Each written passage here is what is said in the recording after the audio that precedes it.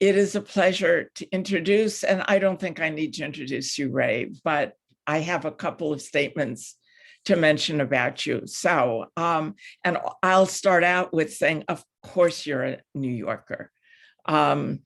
Ray grew up in the Bronx, attended Fordham. He got an MA with honors in Russian language, literature, and history. He holds an MA in Russian studies from Fordham, a certificate in theological studies. I did not know you had a certificate in theological studies. How wonderful, from Georgetown University, and is a graduate of Harvard Business School's Advanced Management Program. In the early 1960s, he served with US Army Infantry Intelligence in the Analysis Division on Soviet foreign policy, especially with respect to China and Indochina. He received Intelligence Commendation Medal on his retirement, returning it in 2006 to protest the CIA's involvement in torture, saying that corruption had run amok in intelligence circles and the president should be impeached. In 2003, he co-founded Veterans Intelligence Professionals for Sanity. The organization is dedicated to analyzing and criticizing the use of intelligence, at first concerning the Iraq War. He confronted Defense Secretary Donald Rumsfeld directly in a live broadcast on CNN, interrogating him about his lies concerning weapons of mass destruction in Iraq. Ray speaks out against corruption in the CIA, which has allowed the agency's integrity to bend to the will of former President George Bush and his White House officials. The war in Iraq was manufactured and sold to the United States under false pretenses. In a 2007 letter to former CIA Director George Tenet, Ray McGovern and former intelligence officers called Tenet to account for signing documents he knew to be fraudulent and for testifying that Iraq had links to al-Qaeda, and what politicians wanted to hear in the push of unnecessary war with Iraq. As you all know, Ray continues to speak out on many international issues, many that involve certainly corruption within the United States government and concern of continuing action by the CIA. And tonight, thank you, Ray, for coming to the New York City chapter. We are looking forward to hearing what you have to say, and I am sure that we will have a somewhat extended Q&A. Ray McGovern, thank you. You're mute. My wife wishes that she could mute me, so please don't show her how. Thanks for the nice introduction, Susan, and it's great to see all my friends from New York. I still miss it. Spent my first 22 years there. When I go back, I have some problems with my colleagues from college because they don't seem to, well, a lot of them seem to believe what they hear in the media, but that's a subject for another session. I'd like to begin by citing some wisdom from my friend Dan Ellsberg, who wrote a book 5 years ago called The Doomsday Machine, because we'll be focusing a little bit on that. You mentioned, Susan, that I was a co-founder of Veteran Intelligence Professionals for Sanity. Sanity is not in big supply in Washington, in New York, anywhere where people are subjected to lines that don't bear scrutiny. So let's start with Dan Ellsberg, and this is the book. In case you are not familiar with it, The Doomsday Machine. And curiously enough, Dan starts out with a quote. He says he quotes Friedrich Nietzsche who said, madness in individuals is something rare, but in groups, parties, nations, and epochs, it's the rule. Wow. In groups, nations, epochs, what we're seeing now is madness. A conversation about the use of nuclear weapons in a nonchalant sort of way without realizing the full impact of what these weapons really mean. So as a sort of a, what's the word, a kind of a keynote, I'd like to cite some sessions from what Dan Ellsberg has in this book. His book is the very best book of its kind that I have ever read. It was put out 5 years ago. If you missed it, that's because the major media didn't really give it much publicity for reasons you'll understand. Dan worked for President Kennedy. Okay, President Kennedy had some very wise advisors, and one of them asked in the Defense Department asked Dan to work with him.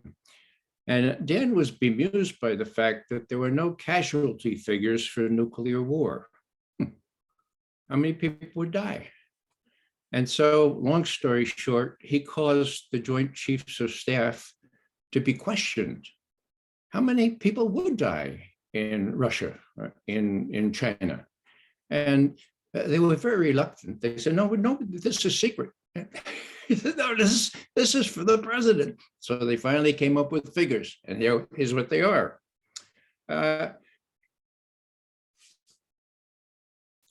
If general nuclear war plans are carried out, there would be between 275 and 325 fatalities. That's not injuries, those are deaths, okay? I'm talking about 275 million, okay? So the total death count was 100 holocausts, 600 million. This is for Russia and China together. And we don't talk about the collateral damage that was not mentioned here. How about China? Why China? Well, Dan found out quickly that PACOM, the Pacific Command, was from top to bottom. There were provisions for attacking not only Russian targets within their range, but also Chinese targets. Every major city in China.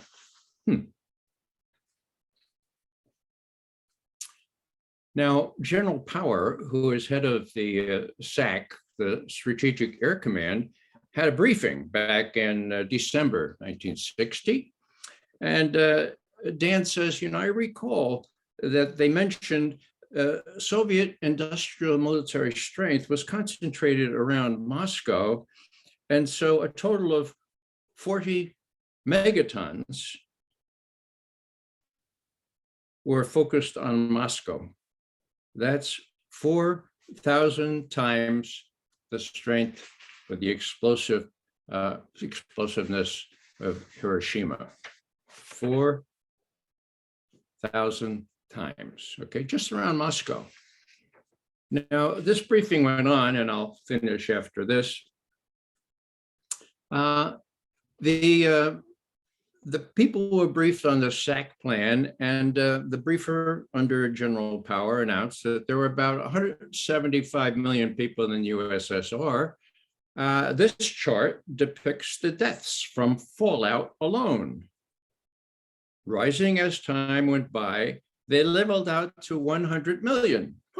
Okay, so that showed that more than half the population of the Soviet Union would be killed by radioactivity alone. Oh, what about China? Well, China was this. There are about 600 million Chinese in China. And his chart went up half that number to 300 million. So after the attack leveled out, 300 million, half the population of China, would be dead, not injured, but dead. Now, Dan includes this little vignette. From behind where Dan was sitting, sitting up the front there was a voice boomed out. He said, "May I ask a question, General Power?" General Power said, yeah, what is it? What if this isn't China's war? Huh? What if this is just a war with the Soviets? Can you change the plan? Well, yeah, says General Power. We can, but I hope nobody thinks of that because it would really screw up the plan. JFK was right to call this madness. Now, if you think that's bad, we have always thought that the president alone had the authority to launch a nuclear weapon. Guess what? Dan learned otherwise, and he learned that decades ago. He explains here what they call devolution. Devolution. Here it is.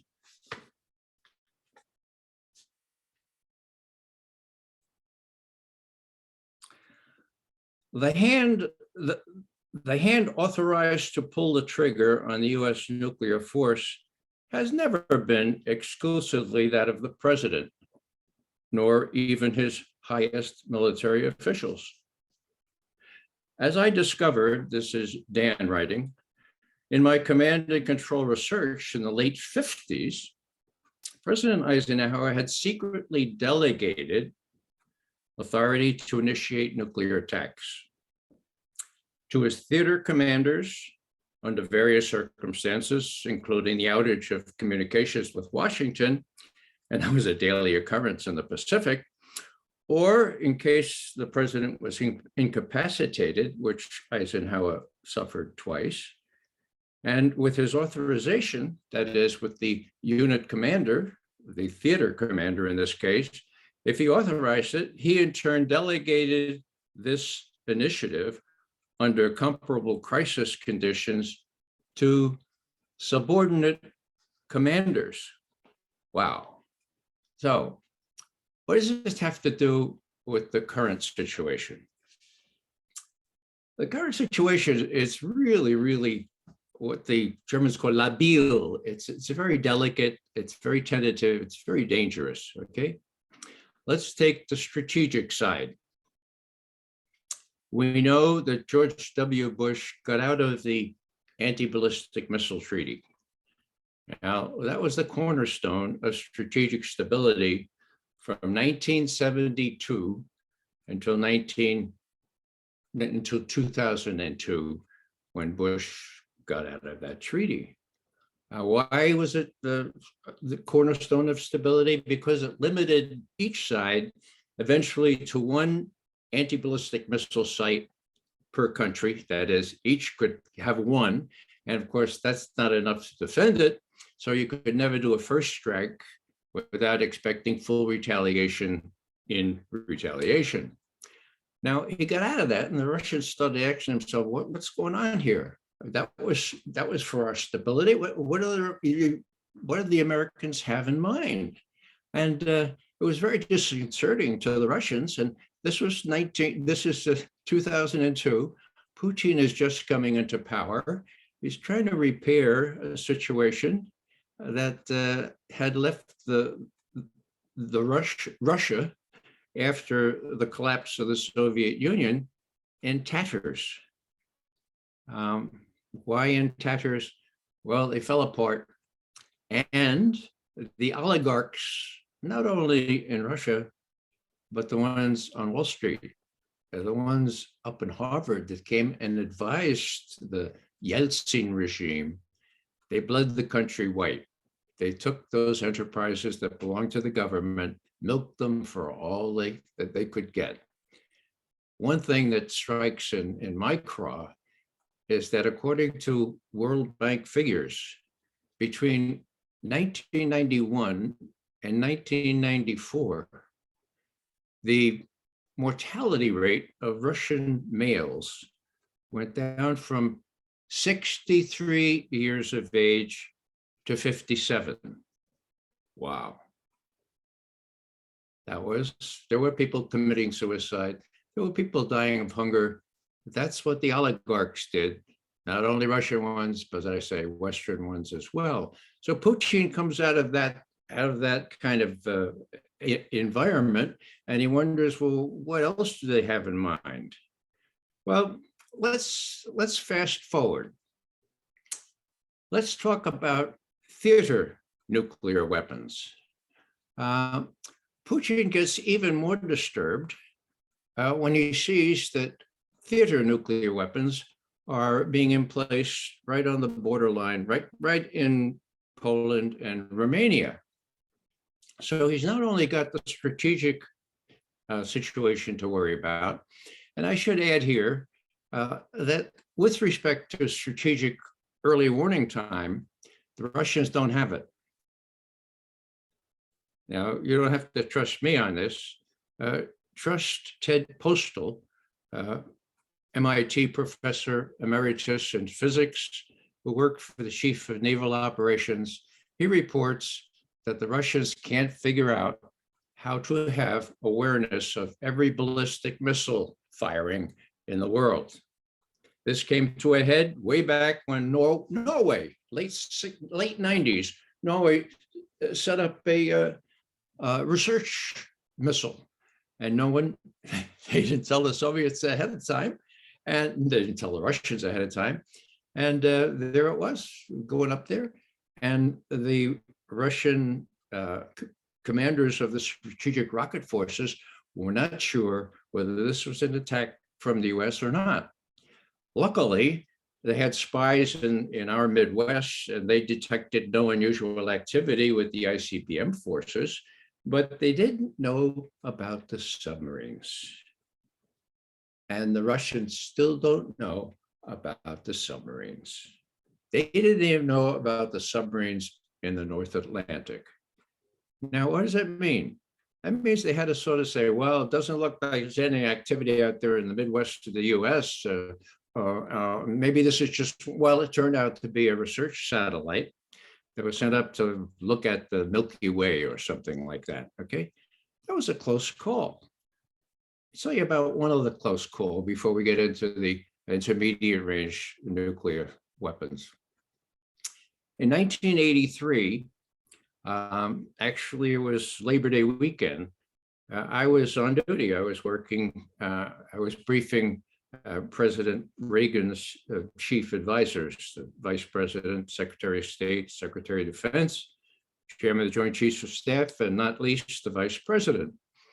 And someone shot down the Korean airliner 007. It was clearly the Russians that shot down 007 because it had strayed well into Soviet airspace at that time, okay?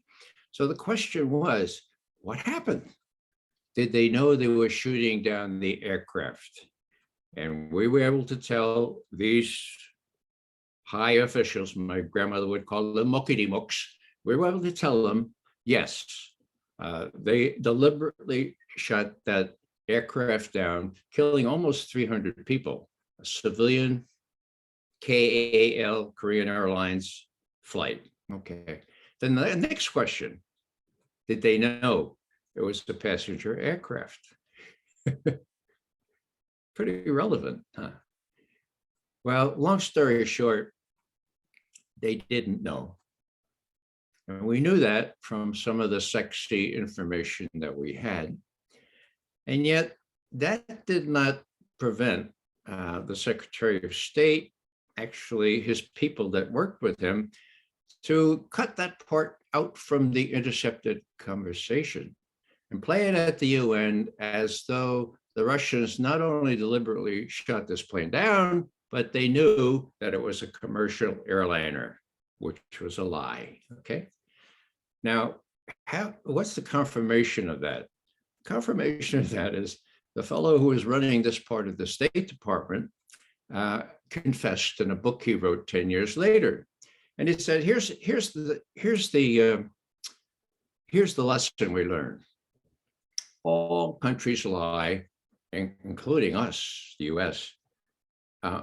Whoever lies first wins. So the Russians were blackened really black by the opprobrium that accrued to them from everyone thinking at this UN and everywhere else, the Russians deliberately shut down a passenger plane knowing that it was a passenger plane. Now, I know Secretary Shultz well enough to think that maybe these guys did this for the NSC behind his back, because I am convinced that Secretary Shultz knew the truth on this, and he's pretty straight fellow, okay? But that happened, okay? Now that happened in early September 1983. Why do I mention that? Well, this was a time of high tension. Ronald Reagan had called Russia the Soviet Union the evil empire, and there were all kinds of attempts by the KGB to find out what was really driving Reagan. And what happened? Well, in November, we launched an exercise called Able Archer. This was a full-scale nuclear war kind of exercise, okay? The only problem was it was too real, okay? Why do I say it was too real? Because the Russians thought it was the real thing. How do we know that?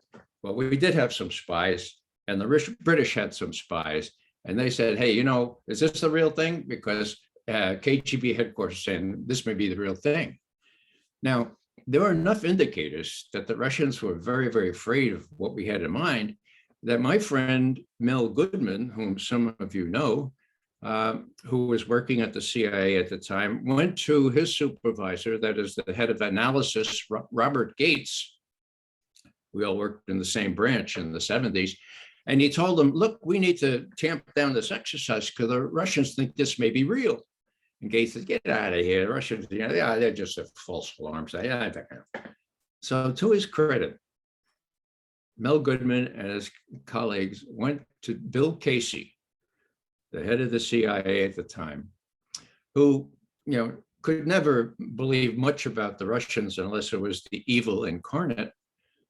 And they persuaded him to go down to the White House and tell him, look, tamp this thing down. The Russians think this is the real thing. And he did.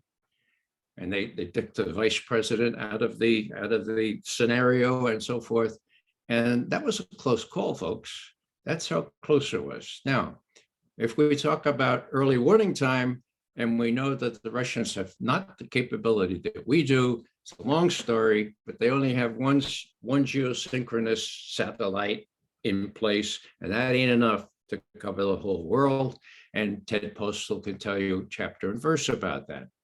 So this is serious stuff. Now, when we get down to intermediate range nuclear missiles, you may recall that back in the 80s, there were Pershing II missiles put in Western Europe by us, and there were SS-20s put in mostly in the European part of the Soviet Union.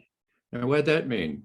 Well, that meant that each side had about 6 to 9 minutes from launch to target. So put yourself in Putin's position, or in our president's position, 6 or 9 minutes to decide whether you're going to blow up the rest of the world. Okay, whether you're under attack. So Gorbachev, who was the head of the Soviet Union at the time, said, this is crazy. This is what Nietzsche is talking about. It's really this is crazy. Let's get rid of these missiles. Now, when I first heard that, I said, right, you're going to get rid of a whole class of short range, intermediate range nuclear missiles with a range from 500 kilometers to 5,500 kilometers. Right. They did.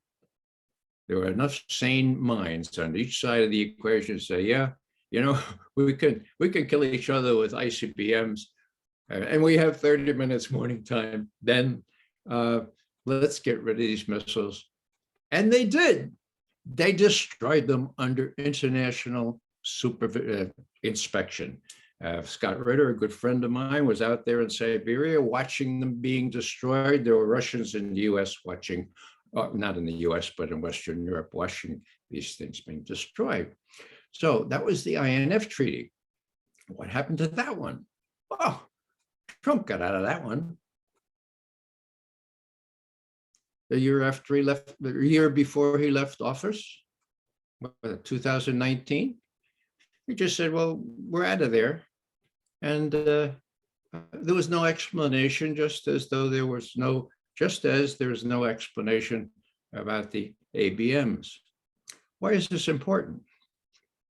Well, because Vladimir Putin was really exercised by the fact that not only did Trump end up getting out of the INF Treaty, but that there were preparations to put INF-type missiles, the one that were proscribed by INF, by the treaty, in Eastern Europe, in Poland and Romania. As a matter of fact, they were being emplaced in Poland and Romania. And I have a video that I'd like to show now, and it pertains to Putin, who has been really exercised over this problem. Why? Well, because it would give him less than 6 to 9 minutes warning if these holes in the ground were filled with cruise missiles, or worse still, supersonic missiles by the US. Now, they're described as ABM sites, right? But Ted Postal, again, the expert on this, says it would never be able to work as an anti-ballistic missile system against Russia's or against Iran, against whom they were ostensibly targeted, okay? So Putin is sort of beside himself. He's really exercised about this. They're actually complete now in Romania. They're almost complete in Poland, these sites that are going in there, and they can be easily converted into offensive missiles. They make no sense, in other words, as defensive missiles. Now, back in, I think, 2015, there was a international conference in St. Petersburg, I think an economic conference of some kind, and there were a bunch of Western journalists. And so Putin arranged to talk to Western journalists. And that will be the clip I'd refer to now, but in introducing it, I'd have to say that this is only 2 minutes. So you may fall asleep, you'll miss the whole thing. And the other thing is that as he introduces it, he says, look, he says, I'm not going to ask you all, you Western journalists, to report this. I'm not even going to ask you to tell your editors about it. I know that's a feckless exercise. You will never report this. You never have, you never will. I just want to talk to you personally and to see if, as a human being, you can understand what gives here. May we have that little clip of Putin talking to Western journalists? A minute long, and it shows Putin very uncharacteristically losing his cool. He's talking to Western journalists. They don't get it, okay? They have no idea how the Russians look at this as a threat to their national security, as a threat to the retaliatory capability if these missile defense systems are able to squelch their offensive capability with their ICBM. So watch this next thing, and you'll see from this segment, which I hope will go on just a few seconds now, how Putin really is kind of beside himself, because as you can see, some of these Western journalists say, oh, well, that's interesting. Yeah. So let's have that second clip, please. Угрозы нет, а система ПРО продолжает строиться. Значит, мы были правы, когда говорили, что нас обманывают. С нами неискренне, ссылаясь на якобы имеющуюся иранскую ядерную угрозу при строительстве системы ПРО. Ну так оно и есть на самом деле. В очередной раз пытались нас надуть. Сейчас построили эту систему, сейчас ставят там ракеты. Так? Но вам должно быть известно, что ракеты эти закладываются в капсулу, которая используется для пусков ракет средней дальности «Томагавк» морского базирования. Туда закладывают сейчас антиракеты, способные поражать цели на расстоянии 500 километров. Но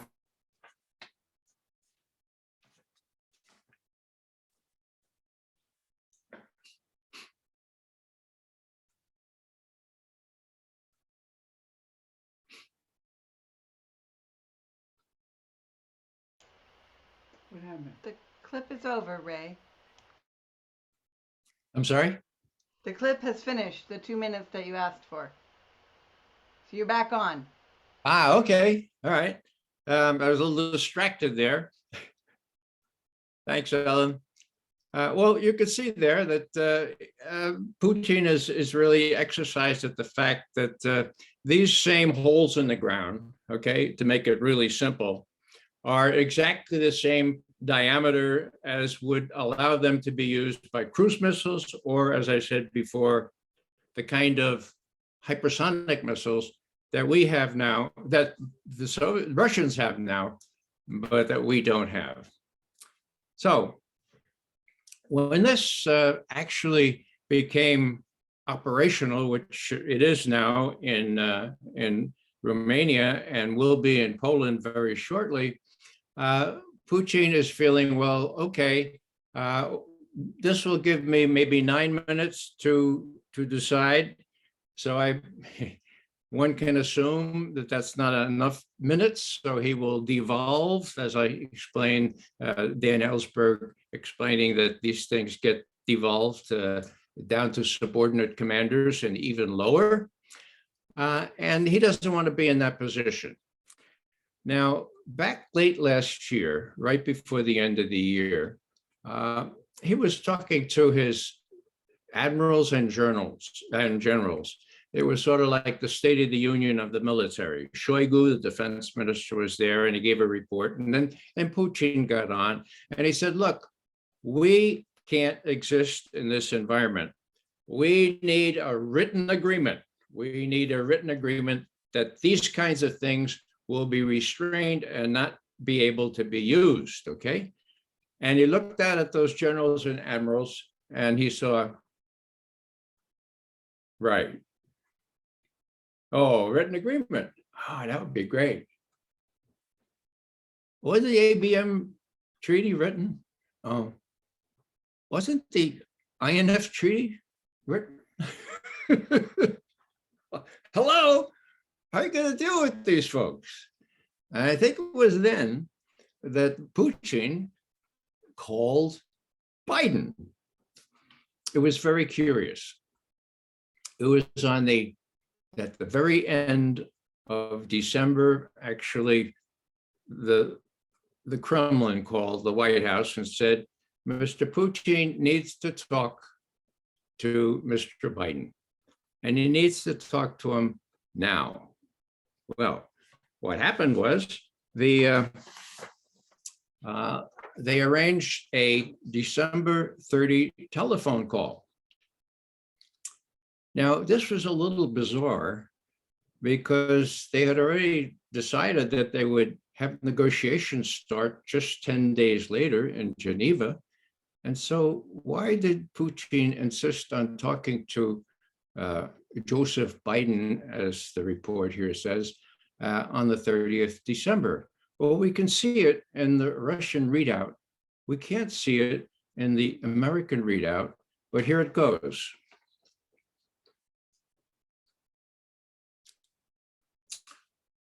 On December 30th, Vladimir Putin had a telephone conversation with the President of the United States. Joseph Biden emphasized that Russia and the US shared a special responsibility for ensuring stability in Europe and the whole world, and get this now, and that Washington had no intention of deploying offensive strike missiles in Ukraine. I'll repeat that last part. Joseph Biden emphasized that Washington had no intention of deploying offensive strike missiles in Ukraine. Clearly, that's the commitment that Putin asked Biden to make. The Russians were crowing about it the next day. Ushakov, one of the close advisors to Putin, was making hay out of this promise that would get things off to a good start. Why? Well, at least we can deal with the Polish and Romanian sites later, but a promise not to do the same thing in Ukraine would really be a big deal. Have you heard about this? Was it reported in the US press? Did Washington say, no, Mr. Joseph Biden didn't make that promise? Yeah, it just fell in the cracks. Never mentioned again. That's a big deal. That was what Biden gave to Putin on the 30th of December, and it sort of just evaporated into thin air.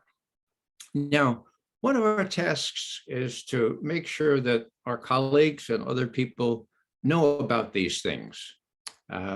This is kind of crucial. They need to be able to understand this, and that's our job. But it's also our job to get out front and to make a little noise and to put our bodies into it. Now, I had a chance to do this when I lived in Washington. I have one little clip that I'd like to show now to show that I had a little bit of luck doing this. Could we show that one with Adam Schiff, one of my best friends? Schiff, my name is Ray McGovern. I served in CIA under 7 presidents and 9 directors. Well, thank you very much. We have a little alumni group called Veteran Intelligence Professionals for Sanity, and we've been following this issue very closely. One of our members is the former technical director of NSA. I'm interested in 1 week ago when the president said this, I don't want to misquote him. The conclusions of the intelligence community with respect to Russian hacking were not conclusive regarding WikiLeaks. In other words, there's a big gap between alleged Russian hacking and WikiLeaks. The intelligence community does not know how or if that information, to the degree it exists, got to WikiLeaks. Now, you assert as flat fact that Russia did this. Do you know more than Obama? I would never claim to know more than Obama. I think he's a brilliant man. It's a very serious question. No, it's a serious question. I have every confidence in the intelligence of the Russian hacking of both the DNC as well as John Podesta. James Clapper is a convicted... You asked me a question. Do you want to hear the answer? I will. While I can't go into the classified information, I have every confidence that the Russians used WikiLeaks, whether Julian Assange was a knowing participant or, as the Russians would describe, a useful idiot. That we will hopefully find out, but I don't have any question in the conclusions of the intelligence. You have every confidence but no evidence, is that right? No, I can't share the evidence with you. Yeah. Congressman, I'm Paul that's Joy. I'm bogus. former That's bogus. Director of Security Senate Intelligence Committee. We always refer to it as the SSCI, the intelligence community. Thanks, Ellen. That was where I had some luck. Now, I didn't know the microphone was still on. I didn't know that it was being captured on the video. This was at a think tank run by Podesta and Hillary Clinton. The next thing I'd like to show you is what happens when you don't have a lot of luck, but when you do what your conscience impels you to do. Ellen, could we see the photo of the torturer in chief, later the head of the CIA? At her confirmation hearing, that is Gina Haspel, I was in the Senate.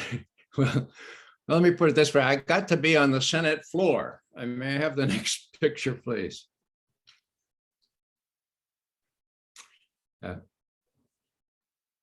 So that was my experience on the Senate floor.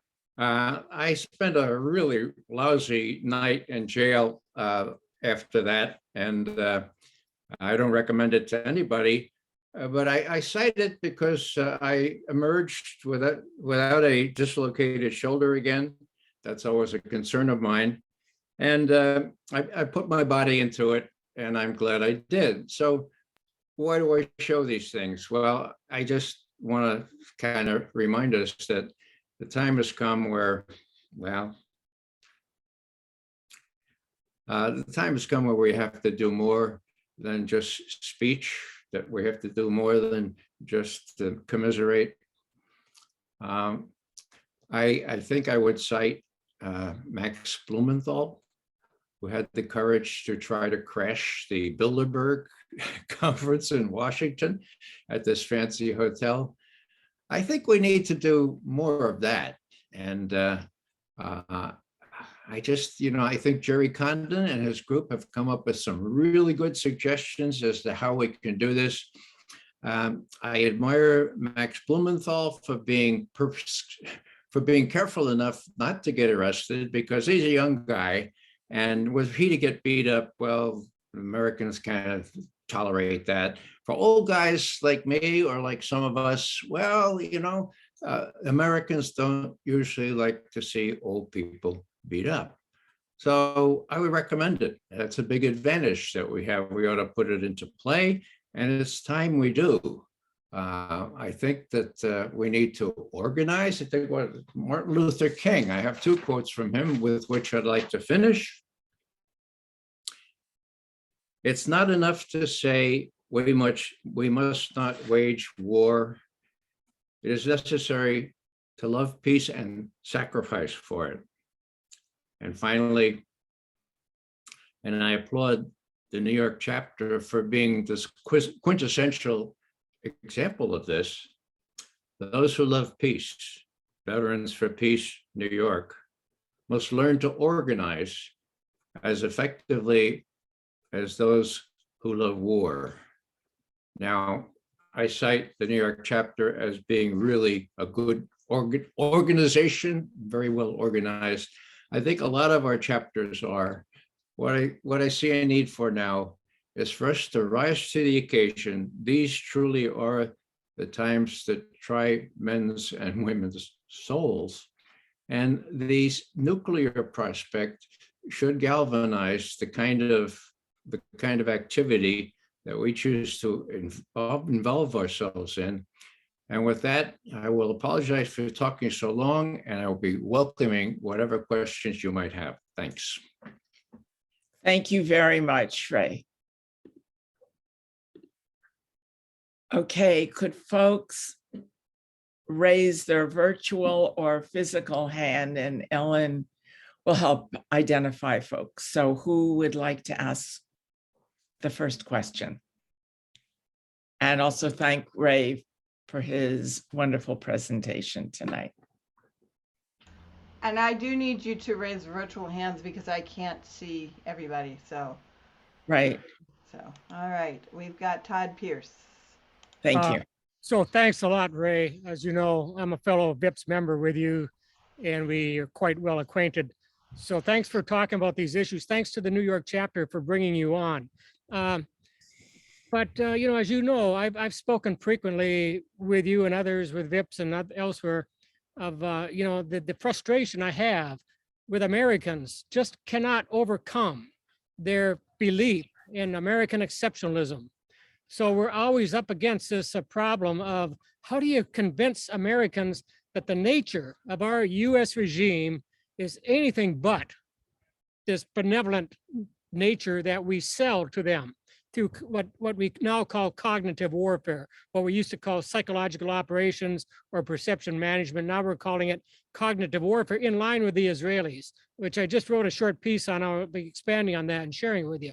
But this is what we have that we're up against. How do you convince Americans after years of torture, wars of aggression, and we still think that we're some kind of benevolent hegemon, and refuse to believe that maybe it's the United States who has been waging war against Russia since the end of the Cold War. Not that I'm a defender of Russia by its very nature, I mean, in itself, but I'm a critic of US policy because it's destroying us and the world. One final point, I just tried to access my video on YouTube, only 60 million. You referenced Dan Ellsberg's numbers. Bill Polk, a friend of mine, and was yours, I think, as well. He made the point that during the Cuban Missile Crisis, the US military was willing to accept and was selling Kennedy on the idea that only 60 million Americans would die with a preemptive attack on Russia, China, and even little Albania, who happened to be on the way to Moscow. So why not drop a nuclear bomb on them as well, as Dan Ellsberg has talked about. But one final point, and not as a criticism, but just a correction, perhaps. You referenced the Russians. Well, we weren't in the Cold War with the Russians. We were in the Cold War with the Soviet Union, the Soviets, which included the Georgian leader Stalin, the Ukrainian leader Khrushchev. And I constantly run into this because it goes to collective memory. It's a meme used. Well, if we can attribute all these crimes of the Soviet Union to the Russians, it makes it so much easier to generate the hatred of the Russians today. So I think we need to be clear that it was the Soviets, including the Ukrainians and the Georgians, who we were in the Cold War with, not just the Russians. One final point.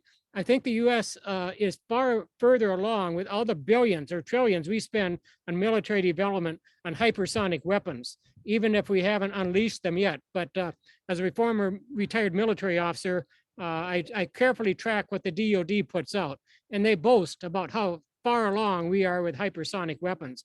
The Russians have good reason to be concerned, given the Cheney doctrine that we rule the world and we won't tolerate any other nation, even having the ability to cause us to hesitate in our decision making. So I threw a lot at you there, but perhaps you might want to comment on a little bit of that.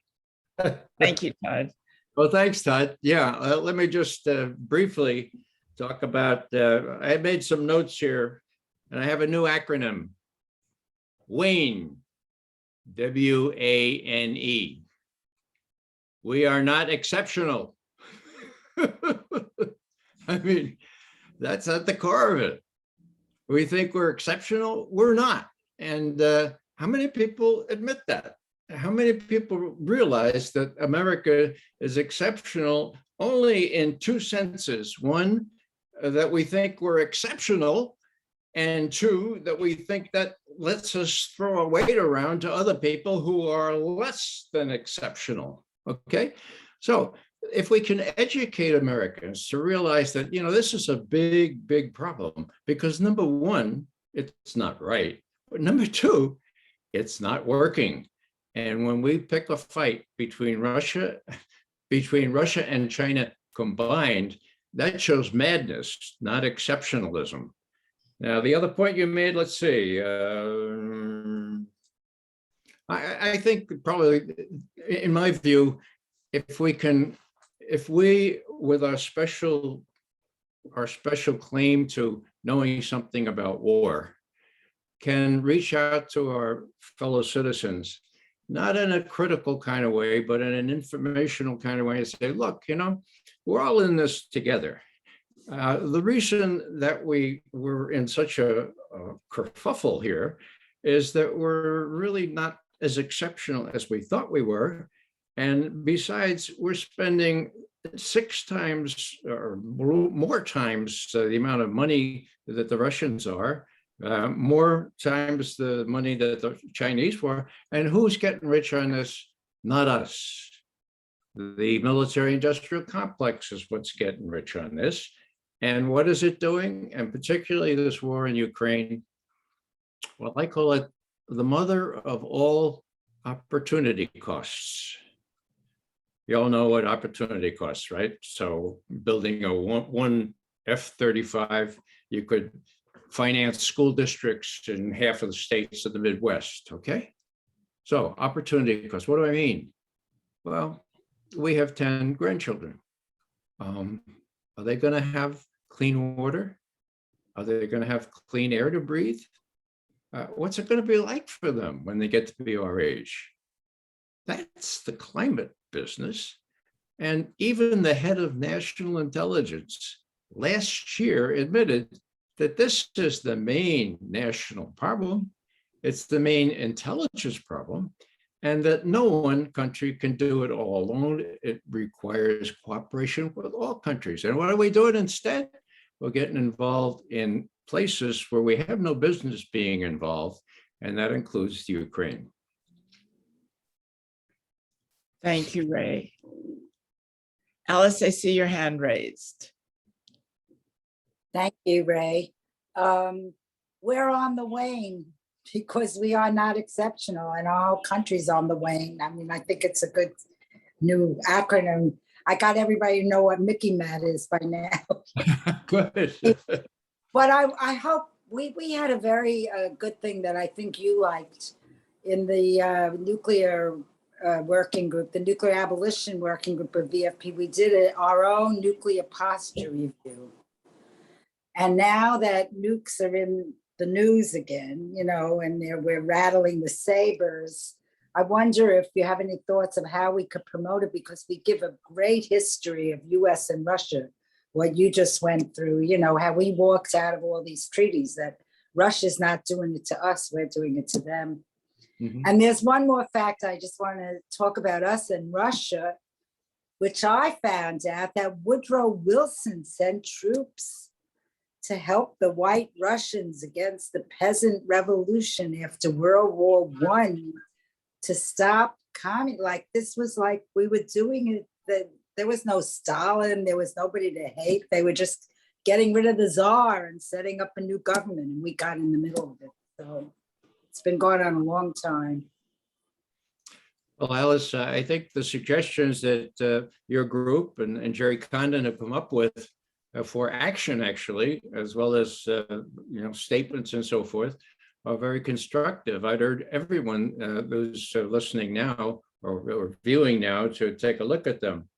As for World War I, well, of course, the Russian Revolution occurred then, and most Americans don't know that we invaded Russia up in the north, Arkhangelsk, out in the east, Vladivostok, and elsewhere. We tried to stir up things so that the revolution would not succeed, and that that the Tsarist forces, or those loyal to the Tsar, would win. That didn't work. But that's the sad history. There's good history, and we should focus on the good history, namely the cooperation that each country, that we and the Soviet Union had during World War II. Now, just a small vignette here. I was in Moscow about 7 years ago. We had a celebration for the anniversary of the meeting on the Elbe. You call those pictures where US forces and Soviet forces met on the German river Elbe, okay? It was right at the end of the war. There was great rejoicing. And we celebrated that in Russia. And we had a Soviet general there, 2-star, 91 years old, straight as a ramrod, tall. He gave a little speech. I gave a little speech. I recited a poem about the horrors of war. And right after that poem, he came up to me and he said, Studebaker, Studebaker. And I said, so you want to thank me for the Studebakers? Now, for those of you who don't know what he's talking about, FDR turned over the Studebaker factories to make jeeps and all kinds of carriers for the Russian forces, to the Soviet forces, and shipped them mostly through Iran. And this general was in receipt of them. He was facing the Nazis in the Nazi army, in the Bundeswehr, in the worst places. And without Studebaker, he didn't have a chance of prevailing. Now, most people think the Russians would have prevailed eventually, even had we not been able to land in Normandy. That's probably true, but it would probably have cost them millions more. How many Russians were lost in World War II? Would you believe 26 million? How many Americans? 420,000, all military, except except some. So, when the Russians look at war, they have a little experience. Putin lost his big brother in the siege of Leningrad, 900-day siege, helped by the Finns, among others, who were allied with the Nazis at the time. So they know the horrors of war in a way that we don't.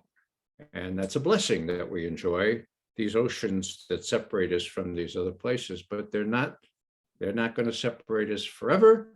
And these hypersonic missiles and other kinds of advanced weaponry that Russia has now, and that China also has, witnessed the intercontinental missile that they shot off just yesterday, and that I don't know if we have or not, actually. I think we're lagging behind that.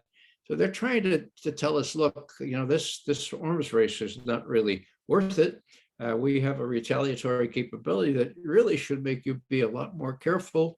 And as I say, there is the danger, the misinterpretation or misjudgment or lack of information. The Russian early warning system being much poorer than ours, and the extra burden that places on a commander like Putin, who has to decide, do I end the rest of the world too? Is this a real thing or not? And that's a position he doesn't want to be in. And I don't see why people can't understand that.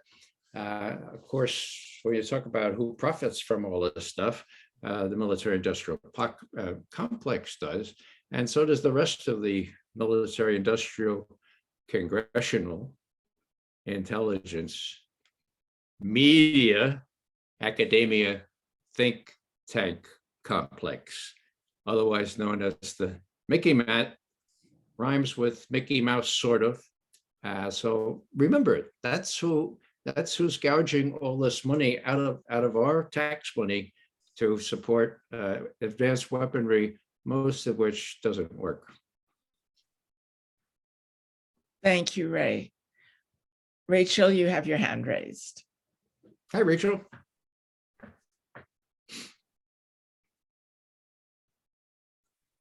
Hi, Ray. It's been my honor, and I feel it's a privilege that I can be here participating in this event. And today I have a request for you. I joined Veterans for Peace toward the end of 2015. So my experience as a member of this organization is not that long, but over this past 6-7 years, it's a massive opportunities to learn about something that I've never learned at school, right? And fortunately or unfortunately, I witnessed how the story unfolded through Ukraine.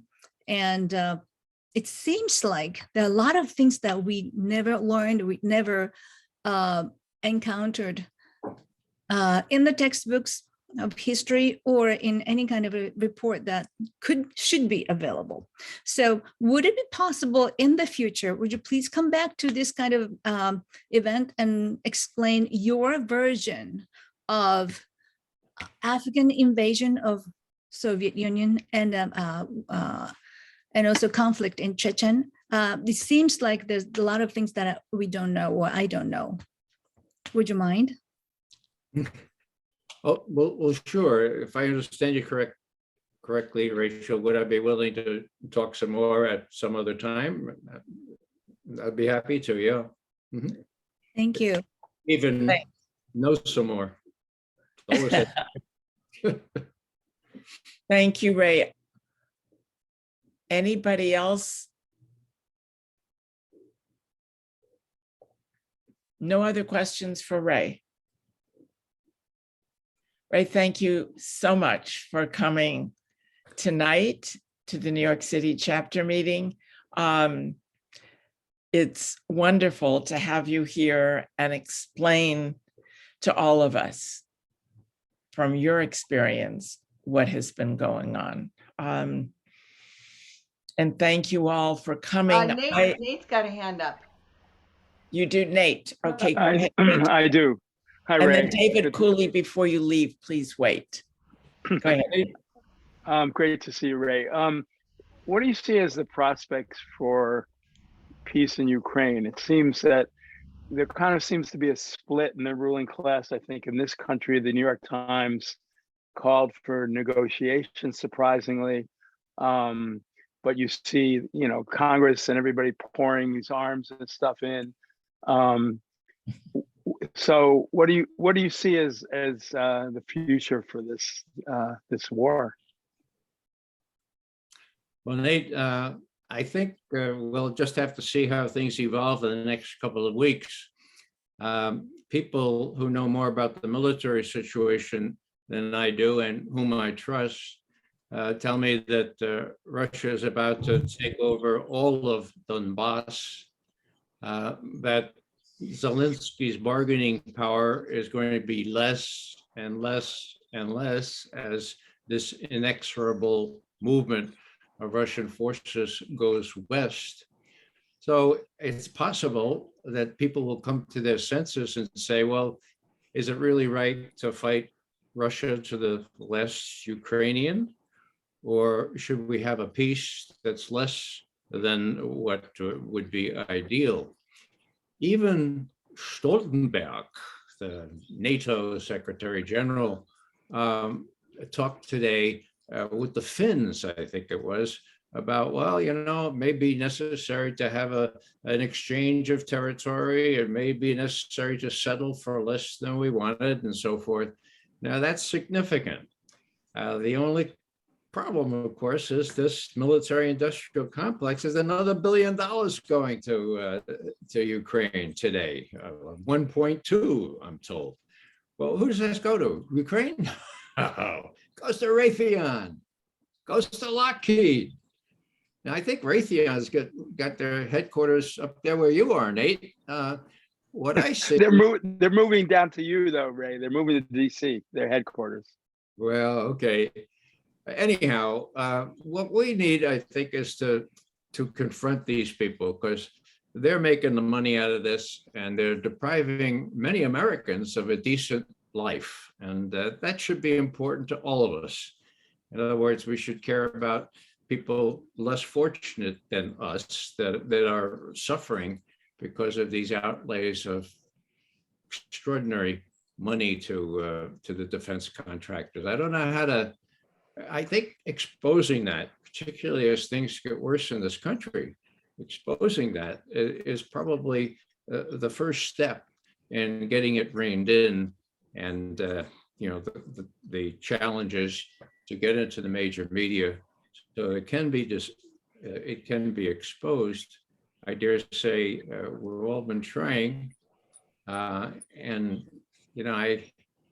I'm frustrated, but I still have a lingering suspicion that the fault may not be in our stars, but in ourselves. I see a lot of really intelligent people, even on this call. Aren't we smart enough to figure out ways to get into the media or to find effective ways to persuade our fellow citizens that Wayne is the way? We are not exceptional. Thank you, Ray. Mary. Hi, thank you, Ray. Thanks for your life and your work. I'm wondering if you could talk a little bit about how relationships and community sustain people for this long haul work. I'm sorry, Mary and Susan, I didn't hear that. She Say said, it? she asked if you could talk about how relationships and community help us to sustain us for the long haul work. Yeah. Well, you can't do it alone, that's for sure. That's why I appreciate being invited into your community here. Community is really what gives you the kind of support and the accountability that you need to fight this fight. When I say accountability, I have learned in my long years that if you get a small group of friends, 3, 4, 5, 6 at the most, okay? and you get together once a week. And these friends are sort of interested in the same things you are. You would be surprised at the insights that come out of this synergy. You'll be surprised as you trust one another and you compare notes with one another, how when the decision is made, I'm going to do this, maybe the rest of you will do this too, or maybe somebody will say, we will support you on this, okay? Now, what does that mean? Well, that means when you do this, you come back to the group the next week, and you know they're going to say, well, how'd that go? Did you do what you said you're going to do? That's the accountability part of things, okay? So again, I don't know any better way to build community than start small, okay? Don't let anybody dominate the conversation. 6 at the most, and key to all this is to make sure you have at least half women in those little groups, because women have the insights and a lot of them have the courage as well. I kid you not, this has been my experience. Thank you, Ray. Ellen, did you have your hand raised?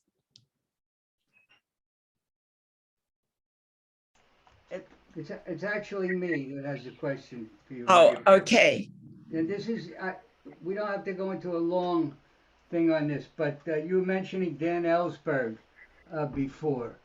And my question to you is, you're talking about what we can do, and I want to know what you think, how important do you think alternative media is?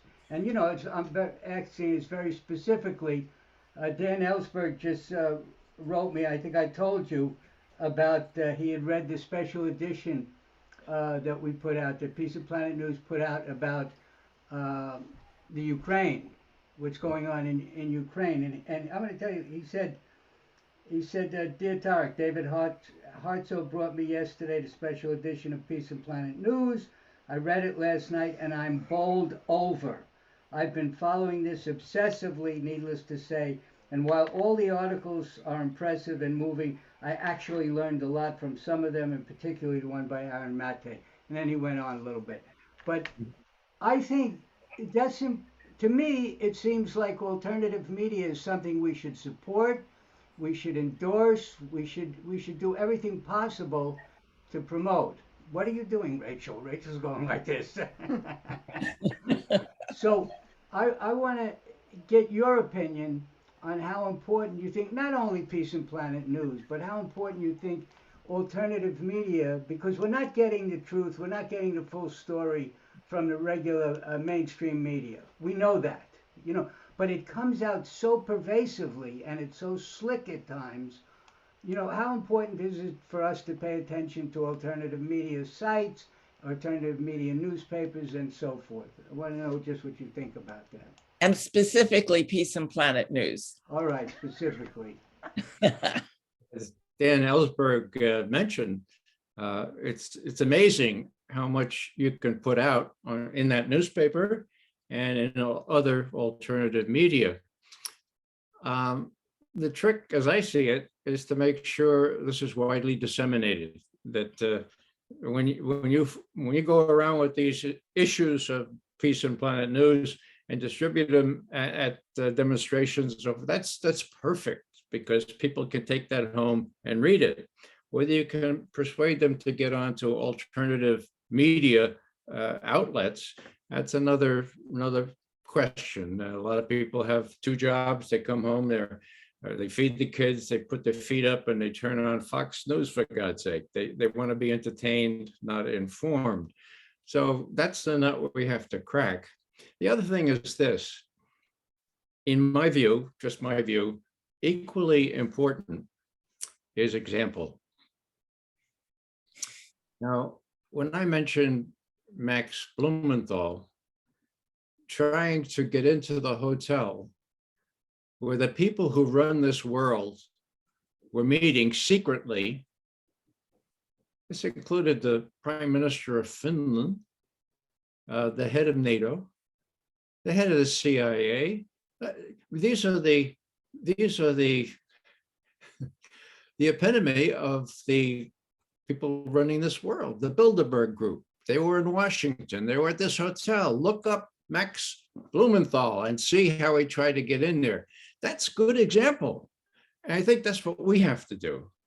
And talking again about Dan Ellsberg, there was one example that he cites regularly, which I want to bring to mind here because it's exactly what I think he needs to, what I think is reminded. You know, those of you who have seen the documentary, The Most Dangerous Man in America, and if you haven't seen it, you're in for a real treat. It's available on the internet, I'm sure.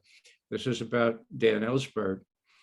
You will remember that he cites this person, Randy Kaler, who was going off to prison for protesting Vietnam and refusing to be sent to Vietnam. Dan said, when I saw what he was willing to do, I decided, well, I'm going to have to do something that I can do. He writes here, I told just one person what I was going to do, Randy Kaler, whose example of draft resistance had set me on this course a month earlier. He was due to report to prison shortly when I spoke with him in San Francisco in November 1969. I wanted to let him know before he disappeared into prison how much his example had meant to me and that it would have a tangible effect. And I wanted his advice as an activist. And what he urged me to do, and I'll finish with this, he said, look, forget about Vietnam. Dan was preparing the Pentagon Papers at the time. He says, you know, forget about disclosing the abuses in Vietnam. By this time, we know all we need to know about Vietnam. When you reveal, let's see, yeah, from what you tell me, you're the one person who can warn the world about the dangers of our nuclear war plans. That's what you ought to put out. That's what you ought to put out now. Now, as those of you who have read this book know, all his notes on that issue had been kind of destroyed, but he rebuilt those notes and he spent many years writing this, the most neglected book in this kind of issue in all time. I urge everyone to read it. And what I'm saying here is that here it is. Here was one of these Catholic worker type folks who's going off to prison. They're having a celebration. Dan's wife, if I remember correctly, Patricia says, hey, Dan, come with me to the celebration. So they go, and Dan listens to the commitment that this guy has, the commitment to do what he can to protest this terrible war. Dan says, duh, I'm in a position to do still more. He talks to Randy, and Randy says, yeah, you should do still more. Warn about the nuclear problem. Don't worry about Vietnam. And in the event, Dan did both. We owe him an eternal debt of gratitude. Thank you, Ray. Ken Mayers. Hey, Ken. Hi, Ray. I just wanted to add a footnote on Randy Keeler because it ties into Rachel's question about community.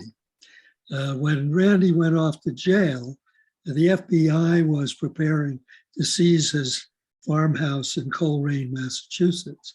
But he had a community of supporters there, which included my sweetheart, Pam, who took turns, in effect, guarding the house so that the FBI couldn't seize it. Wow. That's community. Yep. That's community that enables, empowers, and holds accountable. Thanks, Ken. Thank you, Ken, and thank you, Ray. Is there another raised hand? Ellen, do you see? I do not see any raised hands. I see clapping hands.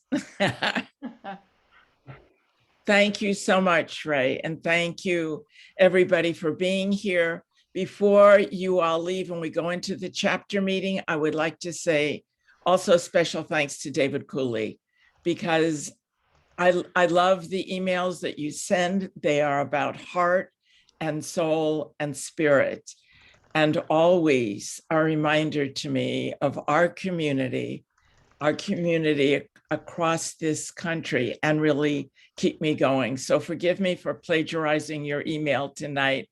And thank you so much for continuing to be an inspiration across all these miles.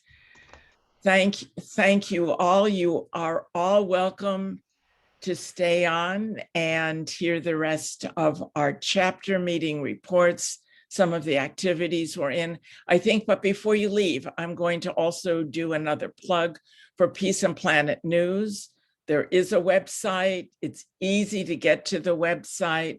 And please, you can get most of the editions of Peace and Planet News online. And also mailing address. How are we doing this, Ellen and Tarek? For the hard copies. Wait a minute. We're going to be distributing the hard copies at 40 locations in the United States and Canada. Roger Waters has invited us to table with the hard copy, and we're going to have a dynamite issue at this. So that's how that's getting out. And that'll be tens of thousands of papers getting out into the public, with many examples of resistance in those papers. And you can get many examples of resistance if you go to peaceandplanetnews.org also. So that's how we're distributing it. But the other thing is, if you want to subscribe to, because we are now going back to print, regular print editions, so you can subscribe. If you go to peaceandplanet.org, there are links to donate and to subscribe and get bundles of the print publication. So we encourage people to get bundles and distribute them at events in their areas.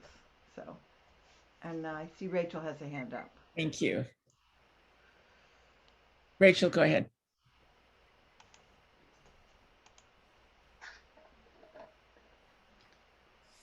Rachel.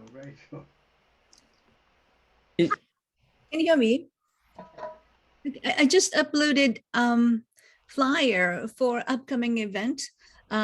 It's been this will be our third event of a series of 5 events based on what we've done end of last year.